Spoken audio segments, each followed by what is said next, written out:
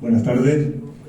Saludamos desde aquí, desde la sede del Ateneo Literario, Artístico y Científico de Cádiz. Saludamos a todas las personas que nos acompañan, ateneístas, aficionados y seguramente profesionales de la astronomía, amigos, amigas.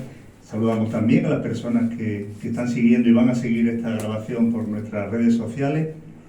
Y por supuesto saludamos y agradecemos enormemente la presencia del profesor Antonio Carmona Balboa y de Mila, de Milagro Rozo Oliva, también secretaria de la agrupación astronómica de Cádiz, Hércules, que es lo que nos trae aquí, nos trae la celebración del 20º aniversario.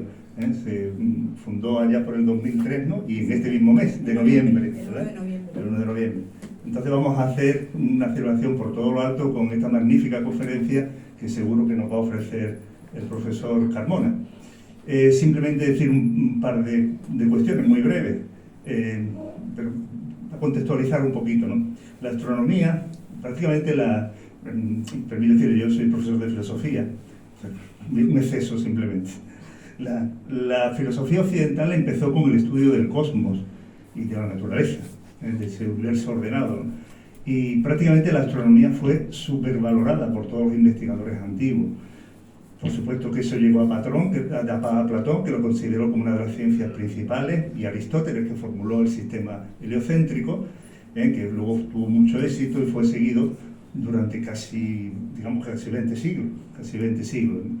Hasta llegar a la fase y a la época en la que seguramente ahora nos va a aterrizar el profesor Carmona. Y yo simplemente quería acotar una cuestión muy simple, y es lo que decía el grandísimo pensador Kant, y él decía que había dos cosas que por encima de todo le llamaban a él la atención y le llamaban a la reflexión, y era el universo, el cielo estrellado por encima de su cabeza, y el buen sentimiento moral, de buena voluntad que tenemos los hombres cuando estamos finos. Esa traducción es mía, ¿no? Cuando estamos finos, cuando reflexionamos en hondura y en profundidad y buscamos esa empatía, ¿no? Entonces, simplemente decir, como decía Kant, que ese cielo estrellado, del que nos van a hablar ahora a continuación, es uno de los sentidos de esta agrupación astronómica, de la observación, y que agradecemos mucho a Mila, la organización de este acto, y ahora ella va a pasar a presentar a Antonio. Pues nada, pues antes que nada, buenas tardes a todos. Agradecer al Ateneo, como aquí es su primer vicepresidente Diego, y asimismo a su junta directiva, la oportunidad de poder conmemorar este evento en esta sede tan magnífica de aquí de Cádiz. Asimismo, pues agradecemos a todos los asistentes y en especial a nuestros socios y amigos aquí todos presentes. Presentar al profesor Carmona, para mí no solo es un placer, sino todo un lujo contar con su presencia en estos actos de nuestro 20 aniversario, ya que tenemos una afición común, nos une la pasión por el universo. A don Antonio Carmona ya son muchos los años que lo conocemos, y me consta que muchos de vosotros también le conocéis, pues dada su trayectoria académica y además su pasión por la historia y por la astronomía. Siempre nos ha atendido amablemente, ha participado en nuestros eventos más señalados, como el hermanamiento de las dos entidades astronómicas de Cádiz y San Fernando, y ahora participa asimismo en los actos de nuestro aniversario, además de haber participado a lo largo de estos años atrás en distintas actividades y eventos que siempre hemos organizado y hemos contado con su colaboración. Sé que él no es muy partidario de relatar su currículum, por eso solo voy a señalar 2 o 3 pinceladas. Nació un 13 de noviembre en Linares, Jaén, por lo que le felicitamos anticipadamente por su cumpleaños, llegan unos bonitos días. Es licenciado en Ciencias Químicas por la Universidad de Granada, ejerció la docencia como profesor de Física Química en secundaria en la isla de León de San Fernando, autor de la guía didáctica de la exposición 100 años de la relatividad, diseñador del programa Rutas Científicas de Andalucía y autor de la guía didáctica de las mismas. Muchas gracias, Valeria. Ambas financiadas por la Consejería de Educación de la Junta de Andalucía. Ha sido ponente de varios cursos de astronomía para profesores de primaria, secundaria, en los centros de profesores de Cádiz, de Chiclana, de la Sierra de Cádiz. Profesor asociado del Departamento de Matemáticas de la Universidad de Cádiz, impartiendo asignaturas de astronomía, dentro del campo virtual de la UCA. Profesor del aula de mayores de la UCA desde el curso 2016-17, impartiendo la asignatura Historia de la Astronomía del Nomo al Hubble. Miembro y socio fundador de la Agrupación Astronómica de San Fernando, donde su misión es realizar actividades de observación y divulgación astronómica. Con todo ello, hemos elegido hoy su propuesta a esta conferencia, a Hombros de Gigantes, con la que nos va a ilustrar en la astronomía del siglo XVII.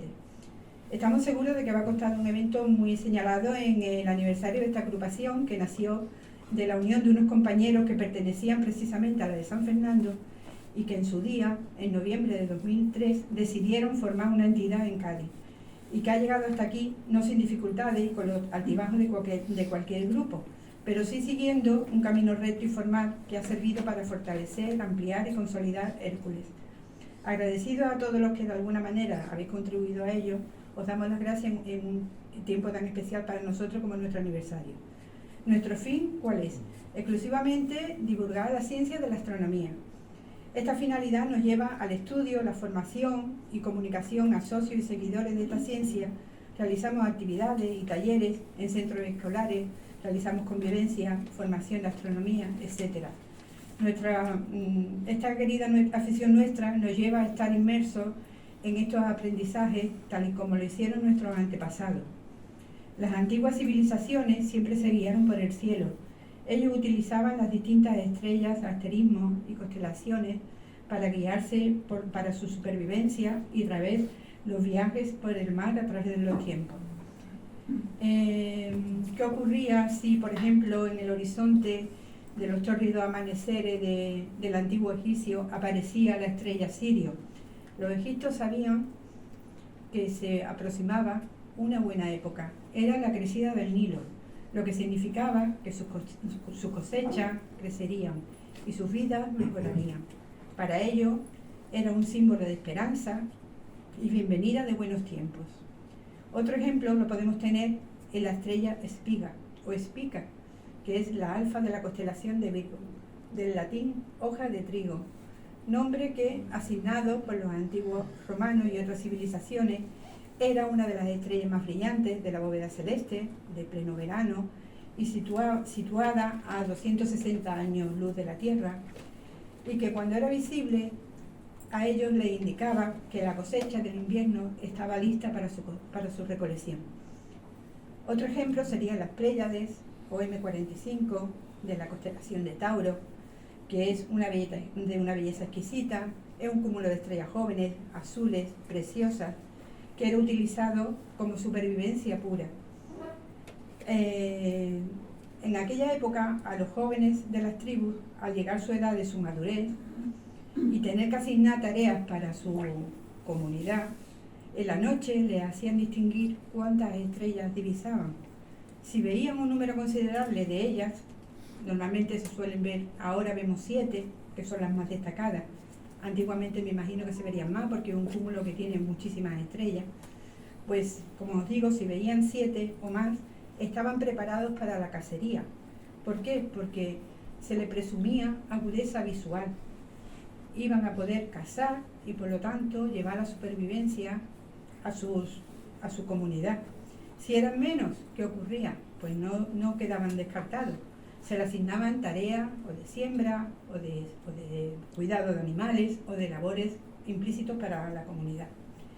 Mirad, cuando miramos al cielo y observamos lo inmenso del cosmos y que se sigue repitiendo esas visualizaciones de civilización en civilización, esos ejemplos que os he puesto de la antigüedad, no sé si podemos llegar a comprender lo pequeño que somos, lo insignificante que es nuestro planeta, nuestro continente y, en definitiva, nosotros mismos ante la inmensidad del universo. Formamos parte de los elementos que componen las estrellas, las nebulosas, las galaxias.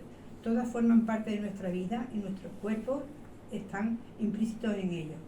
En ese sentido, solo somos algo más de los componentes del universo. No olvidéis cada día contemplar el cielo y espero que disfrutéis de la exposición que nos va a pasar el profesor Carmona.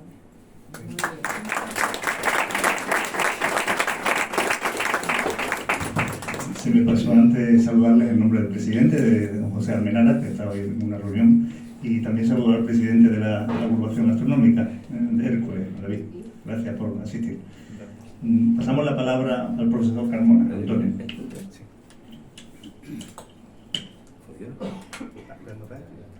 ¿Funciona? Sí. Bueno, muy buenas tardes y muchas gracias por todo lo que se ha dicho aquí, de antemano, sin saber lo que va a ocurrir después. Eso ya es una ventaja. Dos cositas tengo que decir, necesariamente. Tres, mejor dicho. Una, dar las gracias por estar aquí. Me parece un sitio fantástico, no lo conocía, no tenía el gusto de conocerlo por dentro y me encanta estar aquí.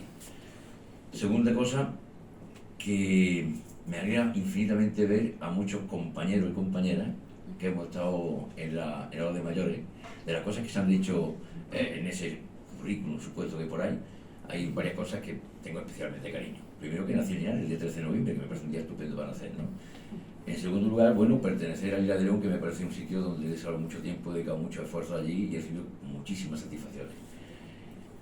En tercer lugar, pertenecer a una agrupación astronómica que nos dedicamos, de buena o mala manera, pues a divulgar y a dar a conocer el cielo, a pasear por el cielo. Hay caminos por la tierra, hay senderos por el cielo, por la tierra y hay senderos por el cielo. Y nosotros que somos guías, en muchos casos guías humildes para dar senderos por ese cielo.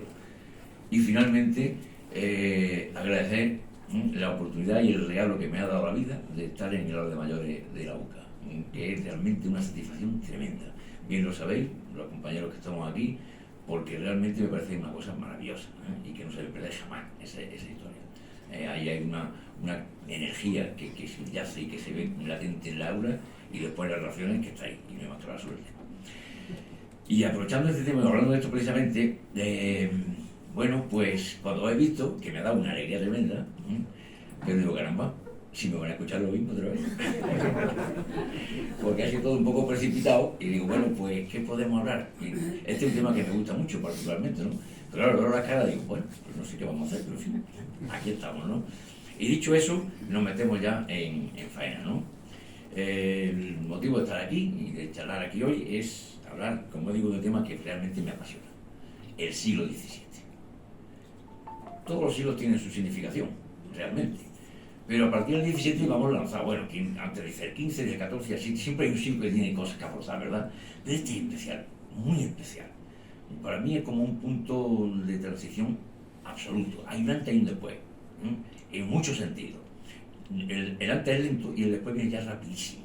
Lo que va a ocurrir aquí va a producir un cambio acelerado en todos los sentidos.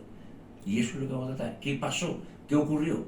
¿Cuál fue la llave que abrió esa puerta y esa aceleración del progreso? Del progreso en pensamiento, del progreso social, del progreso político, del progreso histórico, del progreso económico, del progreso, en definitiva.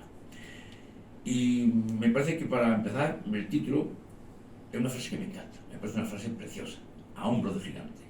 Es una frase de agradecimiento profundo. Es una persona que ha llegado muy lejos en el pensamiento, pero tiene un profundo agradecimiento. Él no es una persona que su pensamiento ha florecido solo, sino que es consecuencia del trabajo de muchos. Y lo agradece de esta manera con esa frase. Y dice, como veremos después, si yo he visto más lejos, es porque he ido a hombros de gigantes. Y lo que vamos a contar aquí, pues, es la historia de estos gigantes, que estos se han movido. Os tengo que decir que me siento muy mal aquí, porque me han sentado, y yo sentado no estoy a gusto. A mí me gusta estar de pie y sin esta cosa. Yo me perdoné que vamos a ver cómo va esto, sí, y ya veremos lo que hacemos, ¿de acuerdo? Bien, vamos a ver, ¿se ve eso? Sí, ¿verdad? Bueno, para empezar, ¿cómo empezar? ¿Cómo podríamos empezar? Y se me ocurrió poner un mapa cartográfico. La cartografía es una disciplina extraordinaria y se ve claramente en los mapas la evolución del conocimiento que tenemos de la Tierra, que es parte del universo, naturalmente. Bueno, pues aquí una cartografía que inicia el siglo XVII. Es un mapa cartográfico holandés, la edad de oro de la cartografía holandesa, y está hecho concretamente en el año 1606. Y responde a los cánones que había en el momento. Muy alegórico todo, ¿no? Ahí tenemos los 4 vértices, los 4 continentes, Asia, Europa, América. Arriba y abajo tenemos los grandes emperadores para legitimar la empresa que estamos haciendo.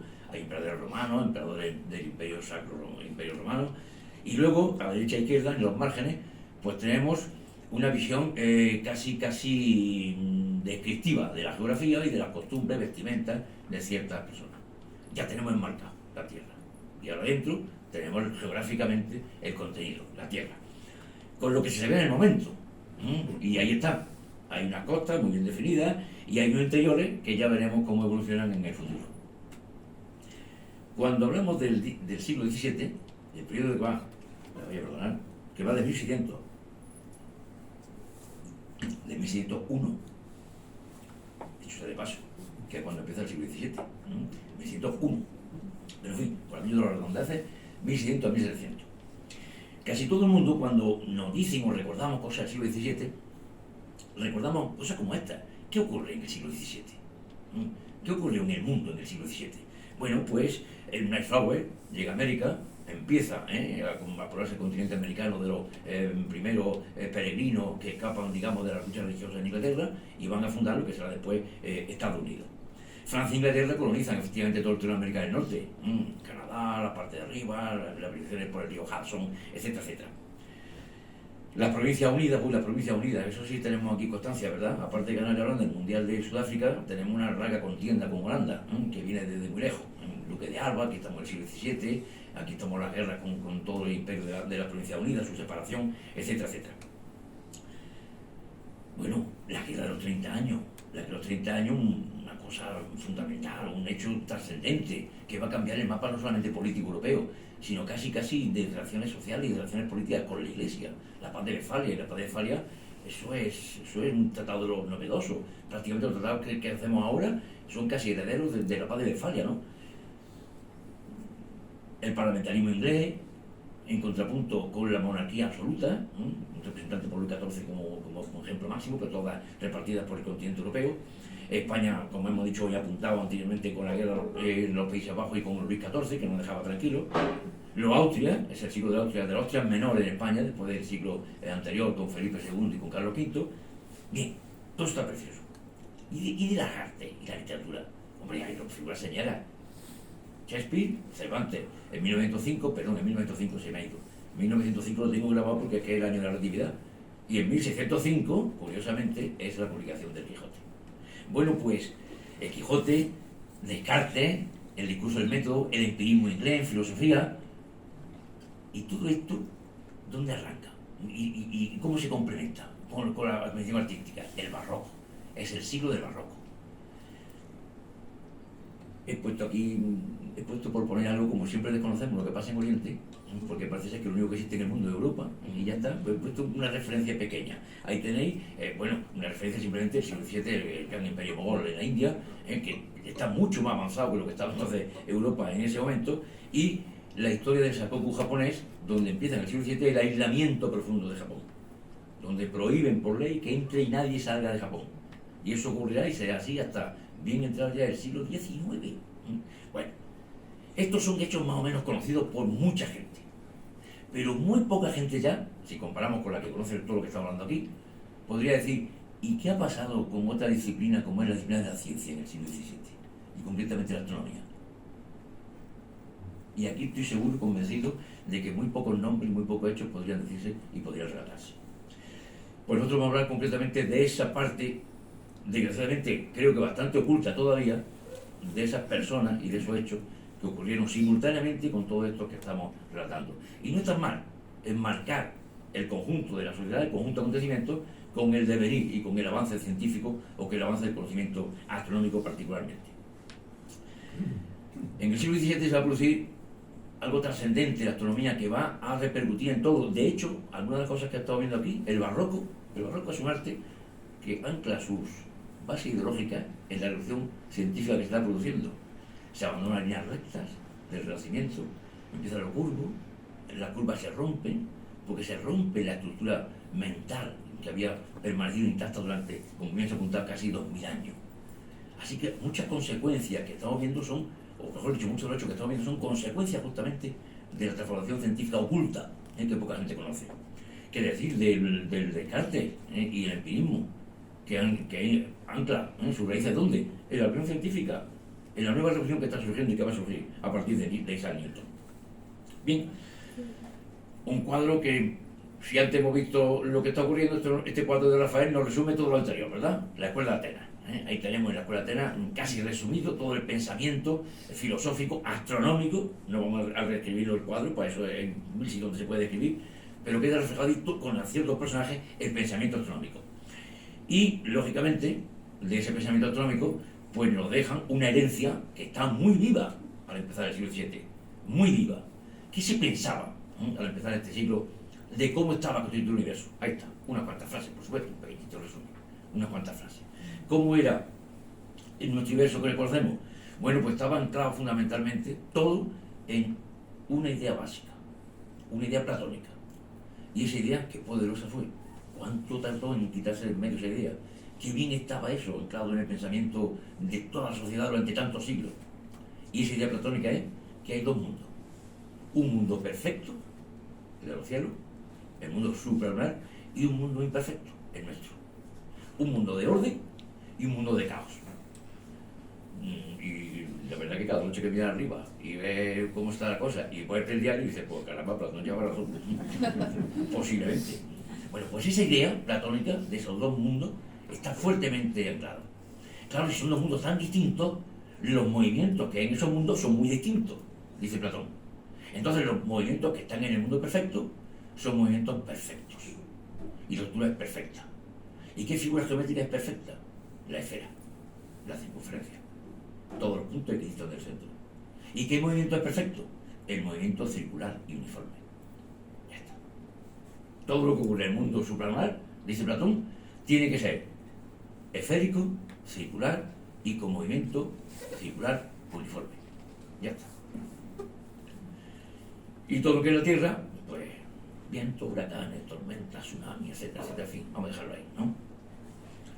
Ese pensamiento es maravilloso y fuerte y potente. Bueno, las religiones hicieron, uy, qué bien hemos encontrado esto, qué bien nos viene, ¿no? El mundo perfecto, los dioses, los cielos, esto aquí, estupendo. El mundo, el inframundo, el infierno, perfecto. El problema es que había algunas cositas que no encajaban bien en ese modelo. Concretamente y singularmente el movimiento de 7 cuerpecitos que eran los planetas que hacían cosas raras en el cielo, que hacen cosas raras en el cielo. Cosas raras si lo observamos simplemente. Es decir, a veces van para adelante, a veces van para atrás. ¿Y entonces dónde está el movimiento circular y uniforme? Para salvar la idea de Platón, se inventaron unos artilugios geométricos preciosos, maravillosos, para explicar lo inexplicable. Es decir, para explicar cómo todo se movía en movimiento circular y uniforme cuando realmente no lo son. Todo ese concepto tan fuerte, 2000 años de pensamiento, y no había que lo destronara. Y pasaron muchas cosas, ¿eh? El Imperio Romano, el Imperio Bizantino, la llegada de los llamados bárbaros, el Sacro Imperio, la religión, los papas. Pero el pensamiento platónico estaba ahí, ¿eh? Y lo asumía todo el mundo, independientemente de sus creencias y sus direcciones políticas. Era fuerte. Y con una cosa tan fuerte, echarla abajo cuesta mucho trabajo. Pues hecho, y muy rápido. En un siglo se acabó con todo aquello. De eso es lo que vamos a ver. ¿Esto funciona? Funciona. Este no funciona. Esto lo vamos a ver después. Ahí. Bueno, pues antes de empezar en el año 1600, tenemos que retrotraernos necesariamente a un año que hay que meterse bien en la cabeza esta cifra, 1543. En 1543 se publica un libro, siempre un libro, ¿eh? Hay libros que cambian la historia. Este es un libro que cambió la historia. En 1543 se publica De Revolutionibus Orbis Celeste, de las revoluciones de los orbes celestes, y lo escribe Nicolás Copérnico, 1543. No olvidar la cifra porque si cambié un poco los números, 1453 cae Constantinopla. Son dos puntos importantes, la caída de Constantinopla y Nicolás Copérnico, y separando los numeritos por un pequeño baile de cifras. Bueno, pues aquí tenemos a Copérnico, pero claro, Copérnico hay que situarlo en el espacio, y en el tiempo y en la sociedad. ¿Dónde nace Copérnico? Allí, en Polonia. Bueno, aquí tenemos un mapa primero de Europa, se ve así, un mapa de Europa. De la Europa de comienzos del siglo, de finales del siglo XVI. Y es una Europa fraccionada prácticamente en dos. No sé si se ve perfectamente ahí, la línea la veis perfectamente, la línea negra, ¿verdad? Yo me voy a tener que parar de pie. Bueno, una Europa protestante, porque ha empezado la reforma protestante en 1517 con las famosas actas de Lutero. Y Europa se divide. Y se divide en una Europa protestante y una Europa católica. Y aquello va a durar. Y los enfrentamientos van a ser severos. Y el pensamiento va a tener importancia decisiva porque, claro, cuando uno dice algo, automáticamente miran tú qué eres, protestante o católico. Y, en fin, no quiero decir nada de cómo estamos actualmente. Que mira tú qué eres, de A o B, pues aquí estamos prácticamente en la misma. Es decir, pero en una época muy anterior. Era muy conflictivo tener un pensamiento y soltarlo de forma libre. Y menos si ese pensamiento iba a romper con 2000 años de pensamiento establecido. Con lo cual Copérnico dice, yo me voy a callar, tranquilamente escribo el libro, y ya sabemos la anécdota de que el libro se publica, y se publica justamente en el año en que él muere. Se quita del medio y dice, yo quedé con el libro, y lo venga. ¿Dónde se mueve Copérnico? Pues Copérnico nace y muere en esos puntos que tenemos arriba, en la parte del norte de Polonia, casi cercano al mar Báltico. Pero no estuvo ahí siempre. Aunque la localización y muerte, el nacimiento y muerte es muy, muy local, como vemos, no estuvo ahí siempre, sino que viajó, y viajó al sur, y viajó a Italia, Renacimiento. Estamos en plena efervescencia del pensamiento humanístico renacentista, y va a Italia. Va a estudiar medicina, que era su idea original, pero allí cuando está concretamente en Bolonia y en Roma, se topa con un acontecimiento astronómico, un eclipse de luna, una ocultación de la luna, y aquello le fascina. Y prácticamente dice, me voy a dedicar a esto, quiero estudiar estos fenómenos. Y es un hombre muy culto, estudia griego, lee griego con facilidad, lee las fuentes griegas, lee la astronomía griega, lee todo el pensamiento astronómico, las tablas de Ptolomeo, la astronomía tolemaica, y se da cuenta de la complejidad tremenda que supone el sistema tolemaico, que no es otra cosa que explicar lo inexplicable, que explicar que los movimientos que se ven son todos métodos circulares uniformes cuando realmente no lo son. Y eso en esencia es la explicación tolemaica. Bien, pues Copérnico va a cambiar esa idea. Y para cambiarla, lo único que tiene que hacer es un pequeño cambio de posición. ¿Y por qué lo hace? Porque hay un precedente antiguo en el tiempo, Aristarco de Samos, había sido un griego en el siglo III, siglo IV antes de nuestra era, que ya había tenido la misma idea de que posiblemente fuera todo más sencillo si el Sol estuviera en el centro del universo y no la Tierra, que era un lugar privilegiado que venía estupendamente para todo el asunto político religioso, como hemos dicho antes.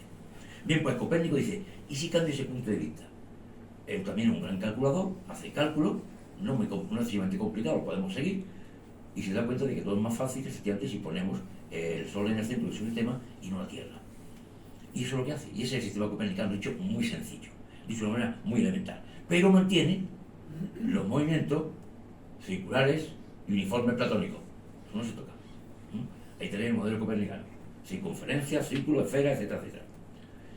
Bien, pues aquí tenemos los dos modelos, brevemente comparados, ¿no? El modelo que tenemos a la izquierda, el modelo geocéntrico, la Tierra en el centro, modelo antiguo y modelo nuevo, es el Sol en el centro y la Tierra pierde su estatus de sitio único y privilegiado del universo, el centro del universo. Esta tarde, mientras venía en el coche para casa, lo habría ido seguramente, yo lo vi esta tarde, el telescopio Webb ha descubierto una nueva galaxia que está mucho más lejana en el tiempo de lo que suponía, la más lejana que hemos encontrado hasta ahora, con lo cual hay que reconvertir muchas ideas que teníamos sobre el origen del universo. Bueno, pues, en este mundo, hasta el siglo XVII, el centro de ese universo enorme, éramos nosotros. Estaba todo hecho para nuestro gozo y disfrute. Un sitio maravilloso, ¿no? Bueno, pues, en el momento en que lo saco del centro y lo pongo a dar vuelta, es una piedra más. Y como podéis comprender, eso mucha gente no le hace mucha gracia. El que no cambien la posición de lo que significa la Tierra en el universo. Brevísimamente, porque me parece muy clara esta ilustración para entender brevemente los dos modelos. Porque todo radica en explicar, fíjate lo que ocurre siempre, en explicar el movimiento diminuto de 7 cuerpecitos, de 7 puntos luminosos que mueve el cielo. Ahora por la noche estamos viendo Saturno, por la mañana estamos viendo Venus. Bueno, pues esos puntitos, seguir esos puntitos es lo que va a cambiar todo. Una vez más, la ciencia es así. En pequeñas cositas es donde está la clave. En las pequeñas irregularidades es donde está la clave para seguir avanzando. Pues de esos puntitos, de los planetas, de ese movimiento, ¿cómo se explicaban antes y cómo se explica después con Copérnico? Antes, sistema geocéntrico. Bueno, pues yo me volví. No salgo ahí, no salgo, claro.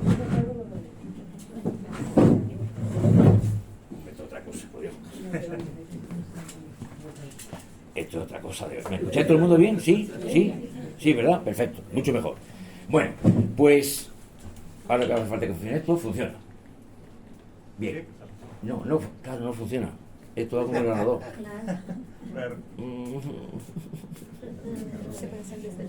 Entonces, ¿qué se está? Esto no funciona.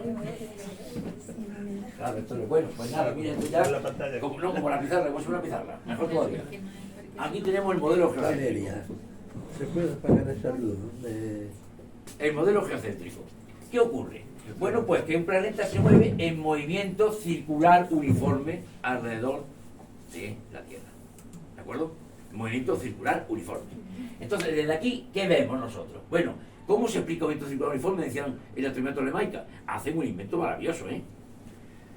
Como a veces se ve que va para adelante y a veces se ve que va para atrás, se montaron un sistema geométrico complicadísimo. Lo vamos a entender fácilmente de la siguiente manera. Imaginarse un ejemplo típico. Una rueda de bicicleta. Y pongo en la rueda una lucecita en los radios. ¿De acuerdo? Y empieza a dar la bicicleta. ¿Cómo se mueve la lucecita en la rueda?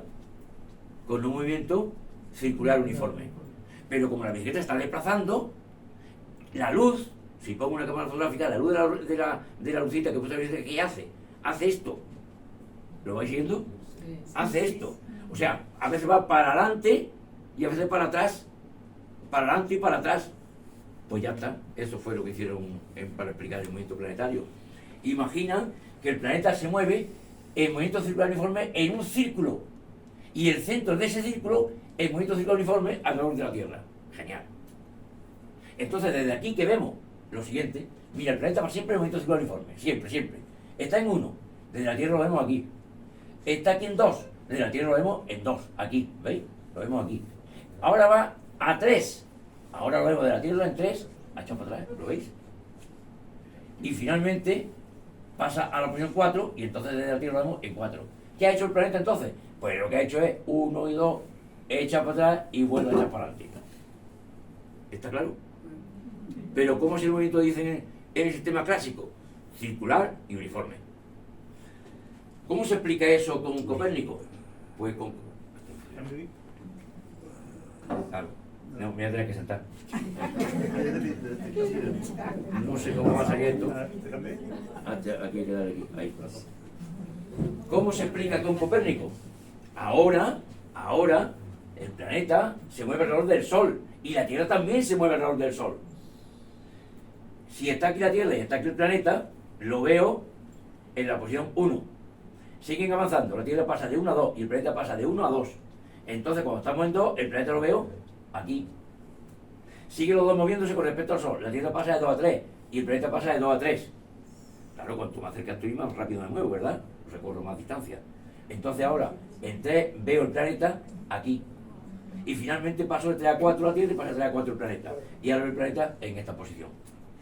¿Qué he visto? Lo mismo. La explicación definitiva, la realidad es una, pero las explicaciones son dos, bien distintas. Pero evidentemente esto va a tener mucho más facilidad de explicación y de predicción que ese otro modelo, porque hace falta ajustar radio de los ciclos, del epiciclo, de frente, etcétera, etcétera, etcétera. No me enrollo más, porque creo que queda un poco claro, ¿no? Así se explica el sistema de Copérnico. La Tierra en el centro, perdón, el Sol en el centro, la Tierra pierde su estatus. Y los movimientos siguen siendo circular uniformes, pero muy distinto todo. Hace unos pequeños cálculos, esto es muy importante, hace unos pequeños cálculos. Digo pequeños porque no son complicados matemáticamente, es cuestión de trigonometría muy sencilla. Y calcula Copérnico el tamaño relativo del sistema solar, de los planetas conocidos hasta ese momento. Y dice, ¿cuál es la distancia que hay de la Tierra al Sol? Y dice, 1. Ya está. Se sigue utilizando esa unidad hoy, ¿eh? Se llama unidad astronómica. Es la distancia de la Tierra al Sol. Y con esos pequeños cálculos, ¿sí? Sí. Esto me debo yo acostumbrar, ¿eh? Y con esos pequeños cálculos, repito, llega a la tabla que tenemos aquí, del tamaño relativo de todos los planetas al Sol. O sea, que si la Tierra está a 1 de distancia, Marte está a 1,5 veces más lejos. Júpiter está 5 veces más lejos que la Tierra del Sol. Y llega a esta tabla que comparamos con datos actuales, que tiene interés, y nos asombramos de la precisión de los cálculos que hace Copérnico. Se basa en una idea muy simple, y esto es una metría elemental, no es ningún misterio, no es ninguna cosa extraña la que ha hecho Copérnico. Es simplemente un cambio conceptual absolutamente decisivo. Vamos a entrar ya en el siglo XVII, y vamos a entrar en el año clave, que es transición del final del XVI, principio del XVII, y nos fijamos en el año 1600. Y en el año 1600 nos fijamos en esta imagen aérea de Roma, y en dos puntos claves de Roma, de los muchos puntos claves de Roma, para la historia que estamos contando, decisivo. Uno está cerca del Panteón, lo habéis visto muchos de los que estáis aquí seguro. Es la iglesia de Santa María sopra Minerva. Tiene un elefantino delante de la plaza, con un pequeño monumento egipcio, una preciosidad. Y a otra una plaza llena de vida, una de las plazas de Roma más llena de vida que existe, Campo de Fiori, no muy lejos de allí. Bueno, pues hay alguien que recorrió ese camino con no mucha alegría, y ese que lo recorrió fue Giordano Bruno. Giordano Bruno, en el año de 1600, él llevó ante la Inquisición, y la Inquisición dictamina, por orden de un cardenal de nombre que hay que recordar, Roberto Berarmino, se encarga de declararlo culpable de herejía y otras cosas, y lo queman vivo en la plaza de Campo de Fiori. Y eso ocurre, es una estatua impresionante que está allí puesta de Giordano Bruno en Campo de Fiori, se puso en el principio del siglo XX, y se puso de manera que está mirando directamente al Vaticano para que no se olvide. 17 de febrero de 1600. Y yo no me resisto nunca a leer, porque creo que es mejor que hablen los autores originales del pensamiento de Giordano Bruno, que me parece que es majestuoso. Y está escrito unos años antes de morir en la hoguera en Campo de Fiori. Escribe este libro que tiene el sugerente título de Sobre el infinito universo y los mundos. Sobre el infinito universo y los mundos. Y en este libro, que es un libro escrito de forma de diálogo, que después seguirá Galileo esa forma de escribir, hay tres personas que están hablando. Uno es un alumno, otro es un hombre, supone culto, que es la voz de Giordano Bruno, y se hablan. Y le dice el alumno, siguiendo las afirmaciones que ha hecho el supuesto profesor, dice: uno es pues el cielo, el espacio inmenso, el seno, el continente universal, la región etérea a través de la cual discurre y se mueve el todo. Allí innumerables estrellas, astros, globos, soles y tierras se perciben con los sentidos, y otros infinitos se infieren con la razón. Esta frase es definitiva. Muchos se ven con los sentidos, estamos a simple vista, 1600, todo a simple vista. Vemos estrellas, vemos planetas, vemos todo, a simple vista, con los sentidos. Y otros infinitos, otros muchos más, se infieren con la razón. O sea, deja puertas abiertas a lo que pueda venir. Esto es una novedad. No es describir lo que se ve, es dejar todo abierto a lo que pueda, a lo que está ahí, que no vemos. Es abrir una caja de Pandora realmente, auténticamente. Un poquito más adelante, no mucho más, dice el maestro, hablando y convirtiendo la idea. Así se cree por lo general esta fantasía de que los articiclos diferentes de lo que estamos hablando aquí, ¿no? En el cual estamos sin encontrarse acabado en golpe alguno, discurre movido por su principio intrínseco, una cosa un poco en literatura. Pero dice, toda esta fantasía geométrica, que es lo que estaba en vigor, dice, vendrá a ser eliminada y se abrirá la puerta a la inteligencia de los verdaderos principios de las cosas naturales. Es decir, de qué es lo que sustenta todo. Porque una capitalera, si está la Tierra ahí girando, ¿quién la aguanta? ¿Por qué no se cae la Tierra? Que era la pregunta clave. Y Bruno dice, ya vendrá alguien que lo explique. Caramba, va a venir enseguida, va a venir enseguida. Y un último párrafo de este libro, que el libro, como veis, no tiene desperdicio ninguno, dice el alumno a una afirmación que le ha hecho antes el maestro.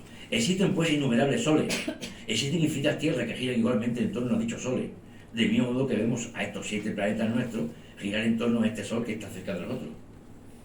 Y le dice el maestro, así es, se ha enterado muchacho, así es. Y entonces le dice el alumno, ¿cómo es entonces que en torno a esas luminarias, los soles, las estrellas, que serían los soles, no vemos girar esas otras luminarias que serían la Tierra, o sea, los planetas? O sea, ¿cómo es que no vemos que los estrellas tengan planetas, en definitiva? Y le dice el maestro, la razón es porque nosotros vemos los soles, que son los más grandes, más aún los máximos cuerpos, pero no vemos la Tierra, los planetas supuestos, por el hecho de ser cuerpos mucho más pequeños y por son invisibles.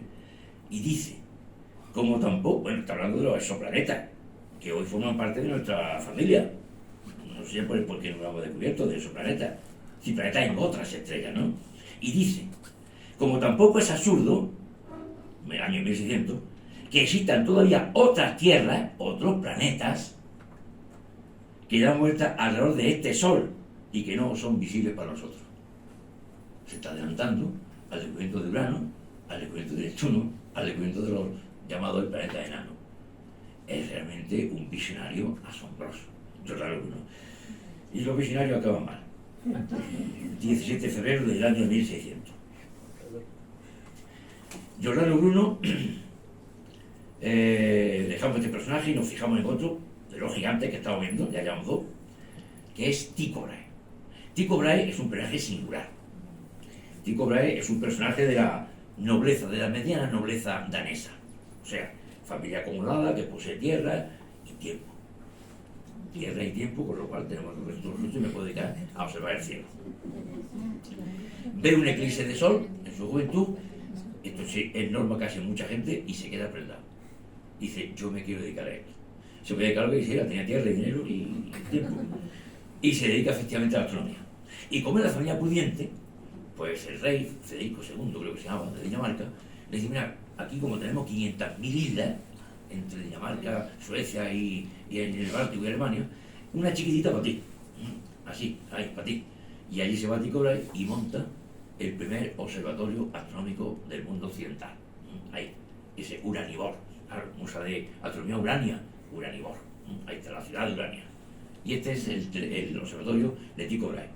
Y ahí tenemos a Tycho Brahe, a nuestro personaje, un poquito pendenciero, como sabéis, en una pendencia, se tiene que poner una puesta en la nariz porque se la destrozan, en fin, una vida un poco complicada.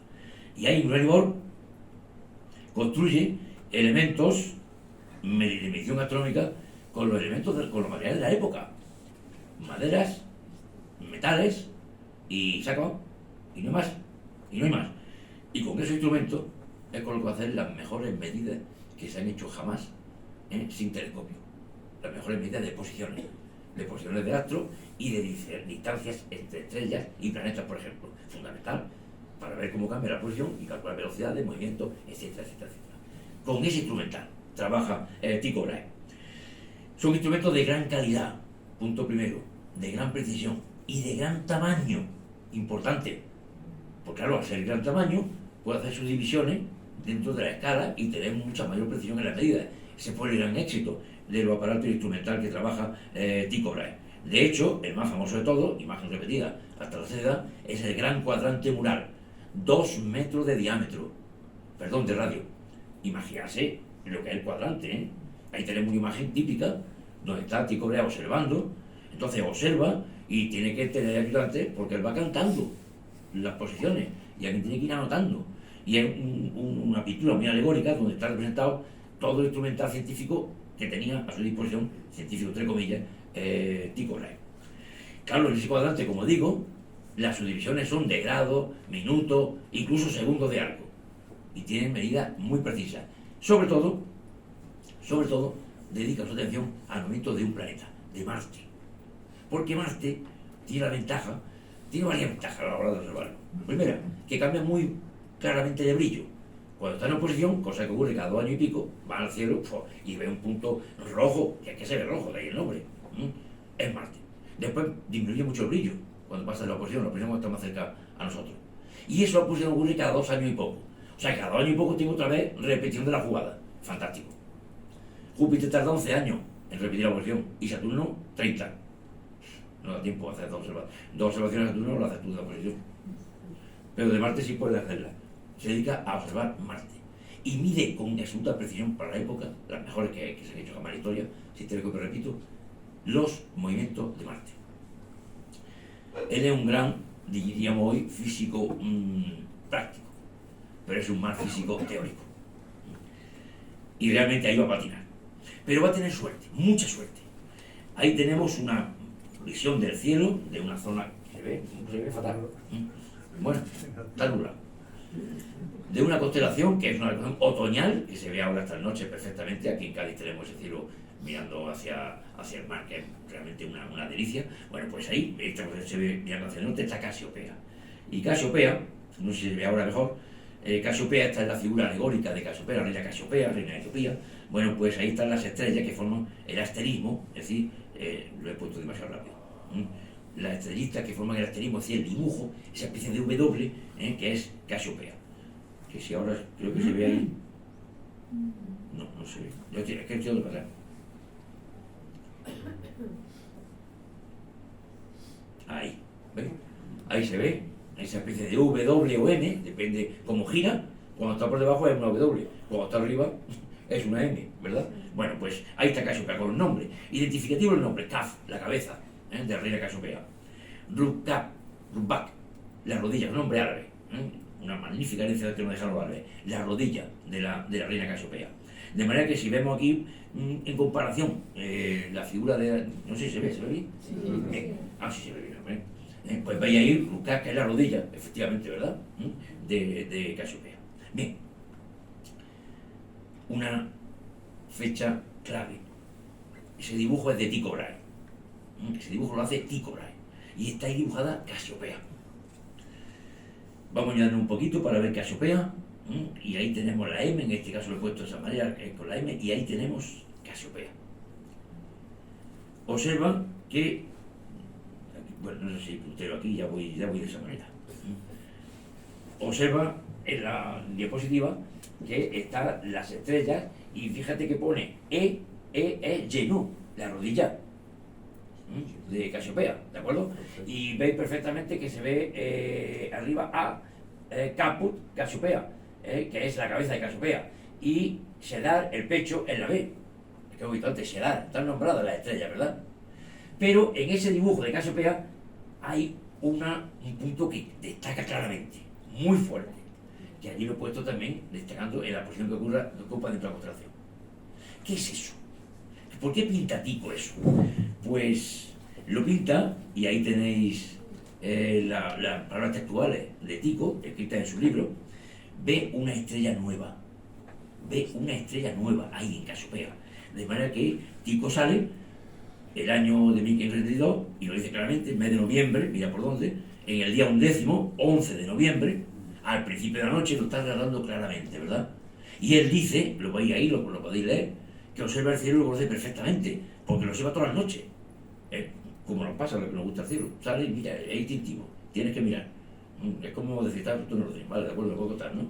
Bueno, pues él observa el cielo diariamente. Claro, se lo conoce bien, entonces dice, caramba, ¿qué es eso? Una estrella muy brillante, la que más brillaba en el cielo, ahí en Casiopea. La observa la noche siguiente, la siguiente, y aquello está allí permanentemente. Y entonces dedica a estudiar sistemáticamente, cosa importante, no por una observación científica, es decir, mirar, anotar todas las características, brillo, posición, etc. Y escribe con esto un libro que va a ser muy importante, y lo llama ese libro Stella Nova. No es muy original. Una estrella nueva en el cielo.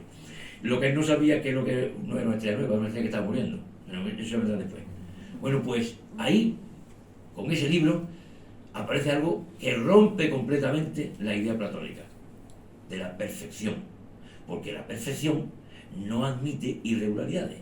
La perfección no admite que haya cosas nuevas. La perfección es eterna. Siempre se mantiene, ¿verdad? La inmutabilidad. Sin embargo, ahí en el cielo aparece una cosa nueva, una estrella nueva. Y esto rompía decididamente con todo lo que se conocía en la época. Punto primero, donde ya empezamos a tener serias dudas. Escribe, como digo, en 1532 el libro Stella Nova. Y le hace un seguimiento diario. Y efectivamente la estrella está brillando hasta el mes de marzo del año 74. O sea, está tomado el año y debilitándose en brillo, como apagándose. Empieza muy fuerte y se va apagando, pero no se ha movido del sitio. Importante. Si no se ha movido del sitio, porque si hubiera, es un fenómeno extraño que aparece por ahí. Pero no, está en el mismo sitio. ¿Cómo lo hace? Midiendo con su instrumento la posición con respecto a otra estrella. Y ve que es invariable. Y se queda actualmente, como podéis comprender, absolutamente sorprendido de la Stella Nova. Y dice al final, en el libro Stella Nova, concluyo por esta razón que esta estrella no es ninguna clase de cometa ni cosa rara. Y me voy a callar, porque si digo algo más de Tycho, voy a tener serios problemas. Bien, sigue teniendo suerte Tycho Brahe. 5 años después, 22 años después, aparece un cometa en el cielo. Bueno, los cometas eran cada vez que aparecía era un espectáculo, porque rompía la uniformidad de los cielos, y entonces era un mal augurio, etcétera, etcétera, etcétera, ¿verdad? Aparece un cometa. ¿Y qué hace Tycho? Lo estudia. ¿Y qué significa estudiarlo? Todas las noches mirando el cometa. Brillo, posición, movimiento, etcétera, etcétera. Y del seguimiento llega a la conclusión, ese cometa no era, como decía Aristóteles, un fenómeno de la atmósfera, porque está más lejos. Su evento es tan pequeño que necesariamente tiene que estar más lejos del tamaño conocido en aquella época del universo. Segundo punto, que da que pensar. Con esto, Tycho, que está ahí a mitad de camino en cuanto a definirse respecto a los modelos que están ya, después de Copérnico, en los ambientes intelectuales pequeños, poniendo en duda el pensamiento de 2000 años, y Tycho se mantiene ahí, que dentro de agua, y siempre sabemos que el que se mantiene dentro de agua es agua. Y efectivamente se lanza un modelo a mitad de camino que tiene un interés histórico puramente, pero que no lleva a nada. Y ese modelo que hace que sea de compromiso. Todo gira respecto a la Tierra. Bueno, todo no, porque los planetas giran con respecto al Sol, pero el Sol con respecto a la Tierra. Como podéis comprender, esto no fue a ningún sitio, queda como simplemente como modelo de alguien que quiso y no pudo. Pero Tycho va a tener una tragedia tremenda, no por él mismo, sino por el personaje que viene a continuación, que este es un personaje de palabras mayúsculas, Johannes Kepler. Johannes Kepler nace en Alemania, en un pueblito, Weiderstadt, un pueblito pequeñito, una población pequeñita, muy cerca de Stuttgart, prácticamente media hora de Stuttgart. Ahí nace Kepler. Ahí tenemos el imperio, el Sacro Imperio, que prácticamente es el sitio geográfico donde va a moverse Kepler, con dos colores. ¿Y qué no son los dos colores? Pues protestante y católico. La parte sur católica, la parte norte protestante, la parte sur este y la parte noroeste. Todo al contrario, noreste y suroeste. Bueno, ¿y dónde va a estar? Pues está ahí en la parte protestante. Pero ¿dónde se va a mover Kepler? Va a ir a Graz, a hacer una labor de profesor durante un tiempo, y de Graz va a pasar a Praga, y eso queda en la parte azul, eso queda en la parte de los Habsburgo, eso queda en la parte del emperador Rudolfo II de Habsburgo. Ahí va a estar moviéndose. Pero claro, va a estar moviéndose, que ahí tiene también su cuita, todo está en uniforme como parte de los colorines. Con lo cual, Kepler va también preguntando tú de quién eres, cada vez que se encuentra con alguien, porque es una pregunta fundamental saber la respuesta, claro. Bueno, pues Kepler, esa es la casa natal, en Weiderstadt, y esta es la placita donde hay una estatua que homenajea a Kepler como se merece, una estatua preciosa donde ve un Kepler que transmite fuerza, fortaleza, ¿no? Siendo un hombre débil físicamente, siendo un hombre sin ningún tipo de poder, nada, frecuentó, pudo trabajar con Rudolfo II en Praga, pero él no buscaba mecenazgos, no lo buscaba poder, no buscaba pertenecer al círculo aristocrático, no, él estaba siempre calculando y pensando. Y esa fue su fortaleza. Y es sorprendente que un hombre de esa característica va a ser realmente el que cambie radicalmente todo el pensamiento, con la única fuerza y la única energía de su pensamiento, nada más. Es admirable. Bueno, pues ahí Kepler, una pequeña relación de sus libros más famosos. Desde el primero que empieza a escribir, que lo escribe en Graz, en la época que está de profesor en Graz, el misterio cosmográfico, hasta el final, como hablaremos después. Bueno, Graz. Y ahí empieza Kepler su divulgación, su trabajo astronómico. Y publica un libro, que es un libro que no lleva a ningún sitio, que es un libro que dice cosas muy raras, pero que es un libro sorprendente y nos dice claramente quién es Johannes Kepler. Y solamente Kepler se puede hacer preguntas de este tipo. ¿Planetas que hay? ¿Quiénes son los planetas que hay? Era un copernicano convencido, ¿eh? ¿Quiénes son los planetas que hay? Mercurio, 1. Venus, Tierra, Marte, Júpiter y Saturno. 6. Y la pregunta de Kepler es, ¿y por qué hay 6? ¿Por qué no hay 5, o 7, o 8? ¿Por qué 6? Este es Kepler. Esa persona que se hace esas preguntas, absolutamente sorprendentes, otros se preguntarían, bueno, ¿cómo está la patata en aquel momento? ¿O cuántos ejércitos vienen de los protestantes? No, porque son 6 planetas. Y entonces encuentra la solución, es sorprendente. La pregunta y las soluciones son sorprendentes. Y encuentra la solución. Y ahí tenéis los 5 poliedros regulares que se conocen de lo griego, y no hay más. Y no hay más. Y ahí están puestos unos daditos de estos que se hacen ahora modernos. En nuestra época todos los dados tenían 6 caras, ¿no? Todos los dados. Pero somos modernos y tenemos dados tan raros como estos que aparecen aquí. Y tan extraordinarios. Pero son los 6 dados que corresponden, los 5 dados mejor dicho, corresponden con los 5 cuerpos poliédricos regulares que existen. El icosaedro, el tetraedro, el octaedro, el dodecaedro y el cubo, o el hexaedro. Ahí está. Y entonces dice Kepler echa mano, esto va a ser la tónica, echa mano de lo anterior y echa mano de Copérnico. Y de ver la distancia que ha calculado este muchacho, la distancia que son distancias simplemente relativas, las que hemos visto antes, y se ha encontrado con esto la clave de la creación del universo. Porque es un hombre de gran fe, y dice esto es la obra de Dios, y tiene que ser perfecto. Es muy platónico. Es muy platónico y va a ser que describa Platón. Curioso. Suele ocurrir en muchos ámbitos de la vida. Bueno, pues, con esos cuerpos, dice, esta es la clave. Hay 5 cuerpos y esa es la explicación de que haya 6 planetas. De manera que hace 1000 cálculos circunscribiendo e inscribiendo cuerpos y esferas. Me explico. Imagínate uno de los cuerpos, el que tú quieras, venga, el tetraedro. Y al tetraedro le circunscribes, pero le inscribes primero una esfera. Si una esfera, y al tetraedro que le envuelve toque en 4 puntos, cada uno de los puntos son 4 caras. Ya tengo una esfera. Tetraedro. Ahora al tetraedro le circunscribo otra esfera, que lo toque en su vértice, ¿verdad? Ya tengo 3 esferas. Ahora cojo el hexaedro. Lo tengo en otro orden, pero para que lo entendamos, ¿verdad? Y hago lo mismo, voy circunscribiendo de esferas. ¿Y cuántas esferas me salen? Como son 5 cuerpos, salen 6. En cada una de ellas está un planeta. Hecho la evolución del universo. Es fantástico. Hay en su casa natal de Kepler un modelo precioso, aquí lo tenéis, está allí. Cuando vayáis por allí, echáis un vistazo y os gustará. Un modelo metálico, precioso, donde está el modelo que Kepler inventa de cómo está hecho el universo. Buscando siempre similitudes geométricas por todos sitios. Esto no va a ningún lado, evidentemente. Ahora es precioso.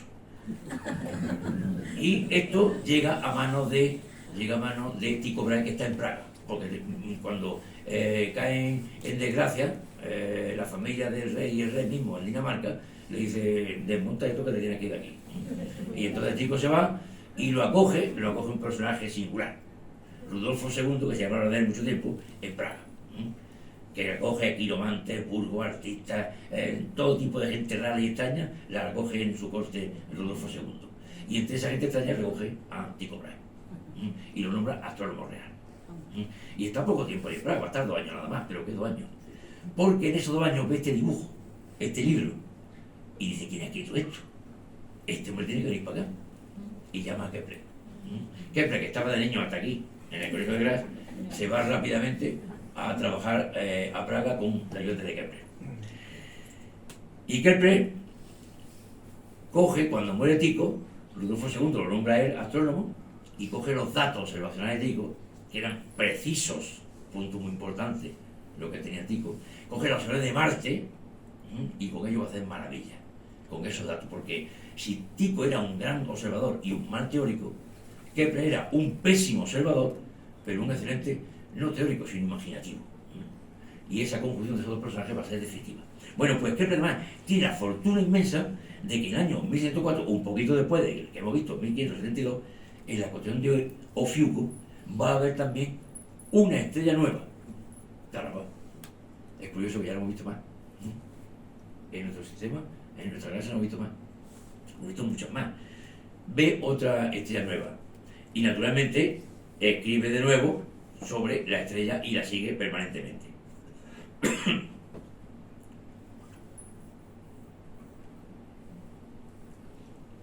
Ese dibujo de Kepler, donde está marcada la posición en la que aparece lo que llamamos hoy supernova, en lo que está viendo una supernova. Bien, se dedica entonces a estudiar los datos observacionales de Tycho Brahe. E intenta encajarlo en la astronomía que se conoce, porque es lo que pretende demostrar, es que lleva con razón Copérnico frente al sistema tolemaico. Entonces necesita que efectivamente los datos observacionales encajen en las esferas, porque no ha movido un Copérnico la esfera, pero en el sistema copernicano. Los datos son muy precisos, los que lo tiene Tycho, pero cuando empieza a encajar los datos, eso sería preciso, algún día lo veremos, cómo lo hizo. Es un poco farragoso, pero es que es increíble. Cuando empieza a intentar encajar las porciones que son observacionales, se encuentra que hay una diferencia de la teórica, que calculaba la circunferencia, a la práctica, el movimiento real del planeta, de 11 minutos de arco. Y esto hay que remarcarlo siempre. 11 minutos de arco. 11 minutos de arco es la sexta parte prácticamente La línea parte de un grado de circunferencia. Un grado. Un grado. Tú puedes ahora mismo una tortilla, la separas en 6 trocitos, es verdad, los trocitos tienen 4, y los 4 en 3, son cada trocito, cada cuña, te sale que son 30 grados. Y bueno, yo creo que veré otra que son 60 más interesante. Pero imagínate un grado, una cuñita de un grado. Nada, ¿no? Bueno, pues ahora divídela esa cuñita de un grado, divídela en 10 partes, ya tienes 10 minutos. Bueno, divídela en 6 partes, ya tienes 10 minutos. ¿De acuerdo? Pues esa es la diferencia que había, 10 minutos de cálculo, prácticamente nada, una cosa insignificante, vaya. Vamos, efectos prácticos, déjalo, hombre, si eso redondeado está, que es lo que decimos todo el mundo, ¿no? Pues esa diferencia es la que hace que decir, esto no puede ser, esto no encaja. Y entonces Kepler se encuentra en una disyuntiva. ¿Qué hago? ¿Me quedo con 2000 años de tradición de pensamiento, que además están avalados por el poder, ya sea protestante o sean católicos, que eso dicho entre de paso, en ese momento estaba que ocurría la cosa, porque uno y otro quieren ser los mejores intérpretes de la Biblia, con lo cual todo iba en contra de esta idea, absolutamente todo. Y entonces Kepler dice, ¿qué hago? Digo que por 11 minutos vamos a vivir tranquilos, vamos a vivir en paz, ¿no? Y se acaba, ya está. O digo, no. 11 minutos es un dato experimental y tiene más valor el dato experimental que el dato de la tradición. Ahora pensar lo que haría cada cual. Pero una persona como Kepler, que de eso hay uno entre millones, dice, yo le doy más valor a los 11 minutos de diferencia de posición que a la tradición de pensamiento. Y por lo tanto, los movimientos no pueden ser circulares. Y entonces intenta encajarlo. Y se encuentra, entre sus muchos libros de lectura, un tratado de geometría de Apolonio, allí de la época helenística, donde habla de la elipse y habla de todas las figuras de la parábola, de la hipérbola. Y dice, a ver, la elipse, a ver, esta elipse por aquí. Y coge la elipse y le encajan los datos experimentales. Y dice entonces, su primera ley, primera ley que le dejó después, porque leer a Kepler, eso es como meterse en un bosque para encontrar una seta, una cosa tremenda, es farragoso tremendamente. Bueno, pues, primera ley, los movimientos de los planetas no son circulares, son elípticos. Hacia Platón. Un platónico como Kepler está destrozando a la idea de Platón. Curioso. Bueno, pues los movimientos son elípticos. Claro, los movimientos elípticos nos presentan novedades. Si los movimientos son elípticos, entonces no estamos siempre a la misma distancia del Sol. Si fuera circular, sí. Pero si son elípticos hay veces que estamos más cerquita y hay veces que estamos más lejos. Más calor, más frío. Y si son elípticos, viene a consecuencia la segunda ley. Y la segunda ley, otra vez con los datos de Marte, de Tycho Brahe, empieza a ver cómo se ha movido Marte en un periodo de tiempo, por ejemplo, los meses de otoño y comparando con los de verano, y llega a la conclusión de que no se mueve siempre con la misma velocidad. Y entonces empieza a hacer cálculos, una vez más, últimamente, y dice, segunda ley, los movimientos no son regulares. Si con la primera me cargo los movimientos circulares, con la segunda me cargo los movimientos uniformes. Platón ya definitivamente quitado del medio. Los movimientos no son uniformes, efectivamente. El planeta va más rápido cuando va a estar cerca del perihelio, el punto más cercano. Siempre en cualquier movimiento circular, no tenemos que ver un desagüe, la bañera, ¿verdad? A medida que se acerca la agüita al desagüe va más rápido. Bueno, pues como que el planeta va al desagüe, el desagüe es el Sol, ¿no? Y cuando más se acerca, más rápido va. O sea, nos vemos más rápido cuando estamos en el perihelio o estamos en el afelio. Segunda ley de Kepler. Áreas iguales van a determinar se recorren en tiempo iguales. Áreas iguales, no trayectoria. Si recorro más trayectoria entre C y D en el mismo tiempo que entre A y B, es poco más rápido. Está claro, ¿verdad?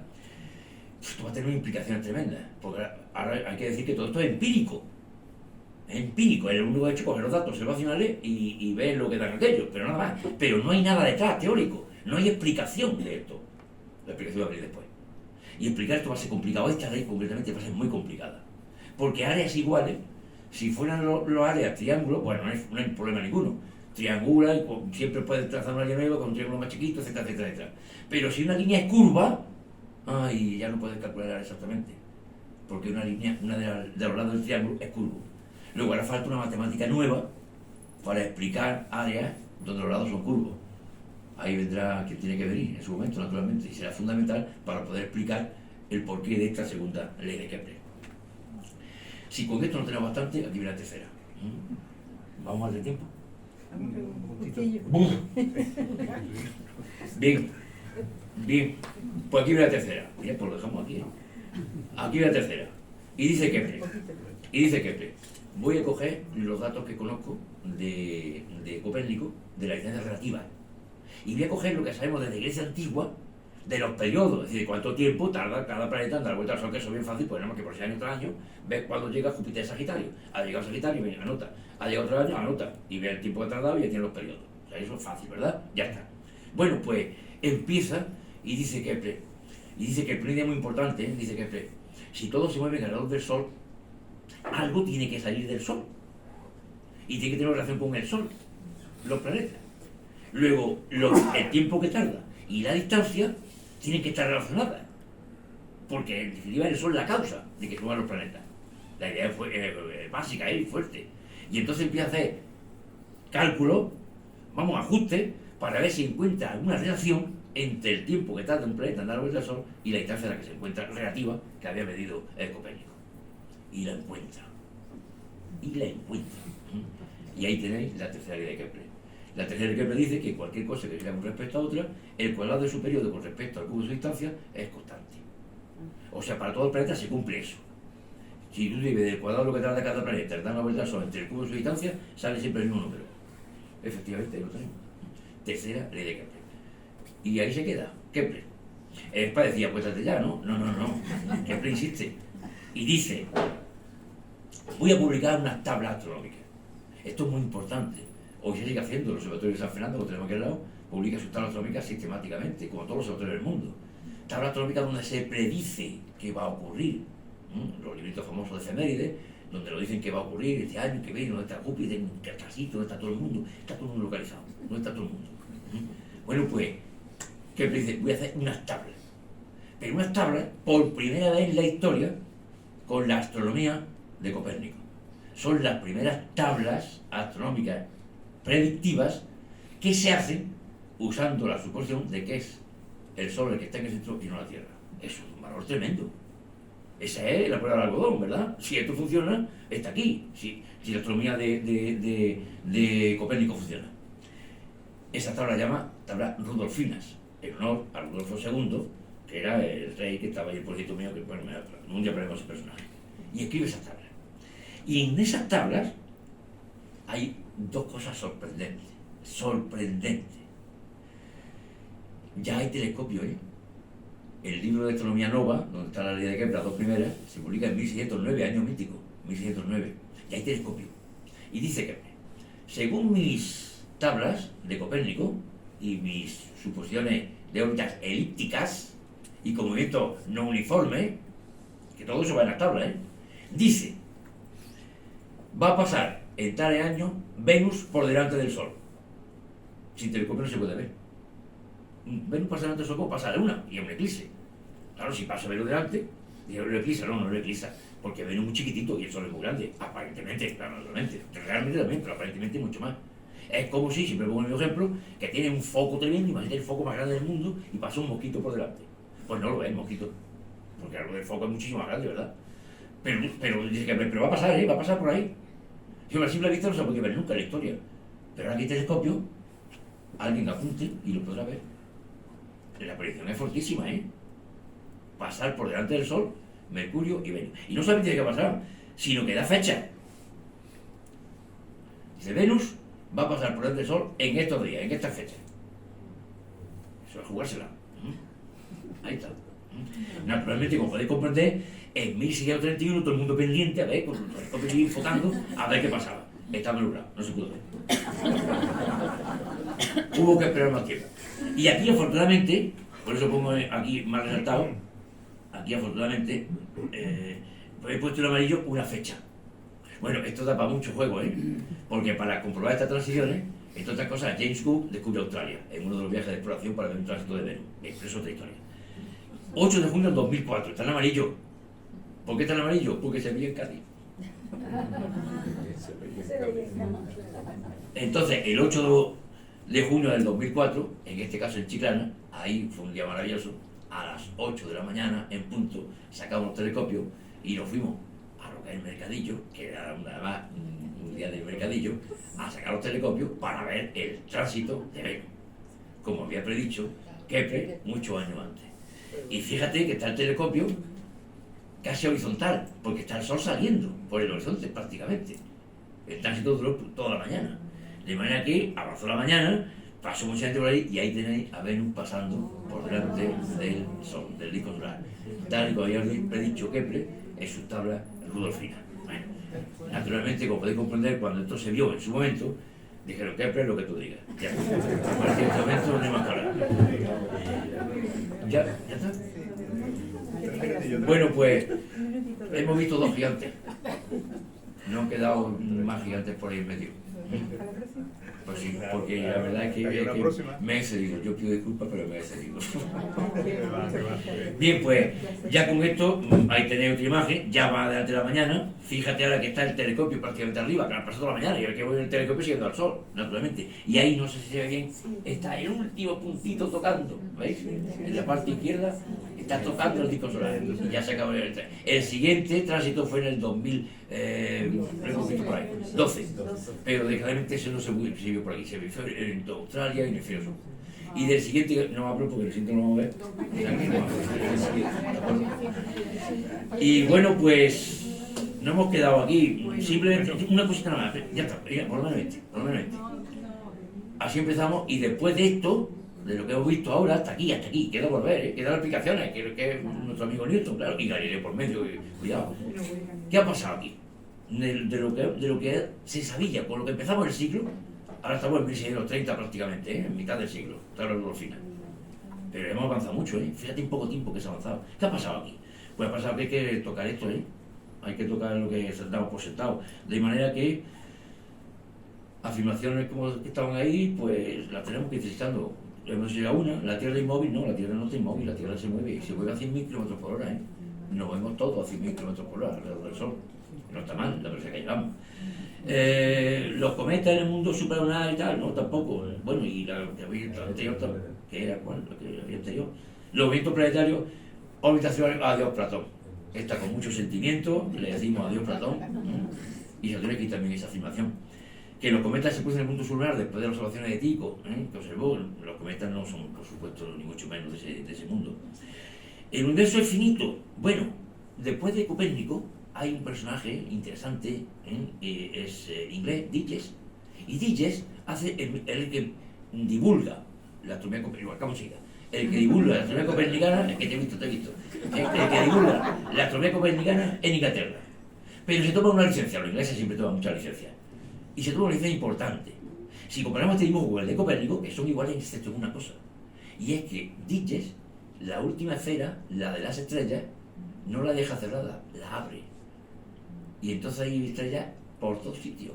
Es decir, está incluyendo la idea del infinito, de un universo infinito, como ya ha dicho y ha hablado también Giordano Bruno, ¿verdad? El dibujo es tremendo en ese sentido. Fíjate, simplemente quitar un límite. Ha quitado un límite y ha dejado el campo abierto a que haya este infinito. Luego, y como veremos después, esa afirmación también nos tenemos que ir. Estrellas inmutables que permanecen en su brillo, bueno, esta era muy gorda de tocarla, porque la estrella era una manifestación divina. Pero después de las dos novas que hemos visto, lo vamos a dejar en tequerengue. Y más adelante se verá. Y bueno, pues ya nos continuaremos en otro momento de este momento. Pido disculpas de él porque me he pasado excedido en el tiempo que he dedicado. ¿De acuerdo?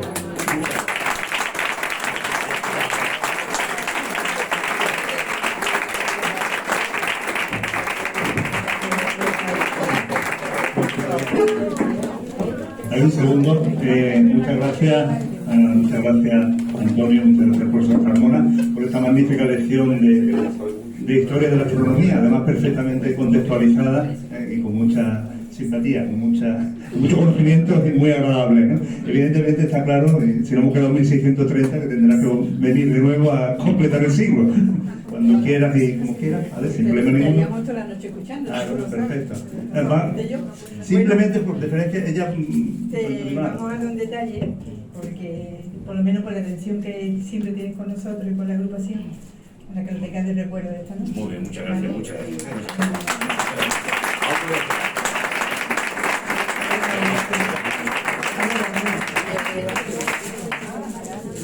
Mientras lo va hablando y por cortesía, si alguien quiere hacer una pequeña observación, una pequeña pregunta, no hay tiempo para más, pero alguna pequeña cuestión, darle voz al público, por supuesto, alguna cuestión. y si no, pues lo hacemos la próxima vez. Digamos, ¿vale? Tecnología punta del siglo XVII. Señaló que no sabéis. Sí, nada. Etiográficas, plumas, totalmente acompañadas así. Vale. Muchas gracias, de verdad. Bueno, el tiempo astronómico.